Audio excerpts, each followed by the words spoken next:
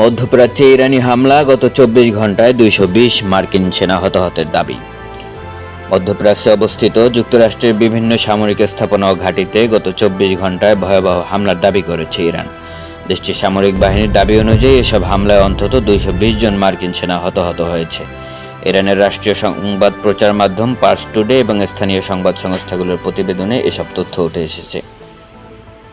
ইরানে খতামুল আম্বিয়ার কেন্দ্রীয় সদর দপ্তরের এক মুখপাত্র জানিয়েছেন, মার্কিন বাহিনীর উপরে ধারাবাহিক অভিযানে ব্যাপক অবকাঠামোগত ও জানমালের ক্ষতি হয়েছে।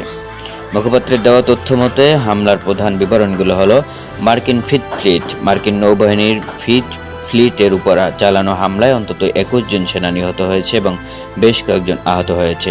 আল-ডাফরা এয়ারবেস, সংযুক্ত আরব আমিরাতে অবস্থিত এই মার্কিন ঘাঁটিতে হামলায় প্রায় ২০০ জনের মতন মার্কিন সেনা হতাহত হয়েছে বলে দাবি করেছে ইরান।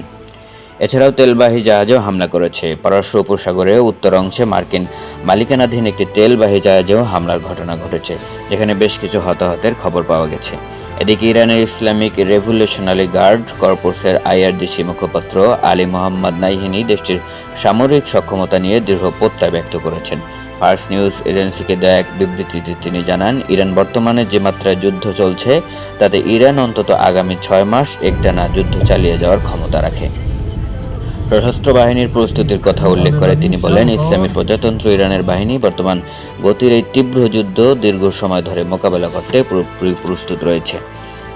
এসব দাবিগুলোর বিপরীতে এখন পর্যন্ত যুক্তরাষ্ট্রের প্রতিরক্ষা দপ্তর পেন্টাগন থেকে কোনো আনুষ্ঠানিক বিবৃতি পাওয়া যায়নি। তবে সাম্প্রতিক সময়ের মধ্যপ্রাচ্যে উত্তেজনা চরমে পৌঁছেছে। এর আগে মার্কিন হামলায় ৪২টি ইরানি জাহাজ ধ্বংসের দাবি করেছিল ট্রাম্প, যার পাল্টা জবাব হিসেবে ইরানে বড় ধরনের হামলার দাবি করে বলছে ধারণা করা হচ্ছে।